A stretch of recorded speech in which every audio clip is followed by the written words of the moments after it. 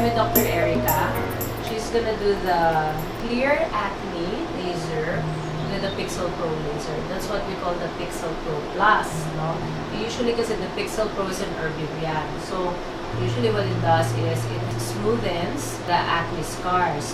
Since our patient today still has some acne, no? But it's quite healing already.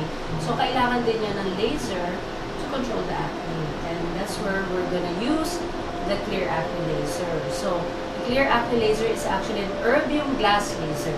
What's nice about this laser, it has a cooling tip and it has a vacuum. It hits the oil glands, the bacteria, and at the same time, it suctions yung mga nakabara dun sa loob ng pore. So, it lessens also inflammation or yung pamumula or yung swelling ng acne.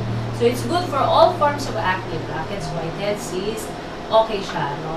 And then, so, usually kasi pag nag-Erbium YAG laser, di ba, Doc? Usually, biglang nagbe-break out ng acne. So, maganda na kino-combine so that you won't get any acne breakouts. At the same time, mas nahihil mo na yung scars while healing the acne. In this case, pwede na natin isabay. So, mas mabilis ang healing na mukha. Okay?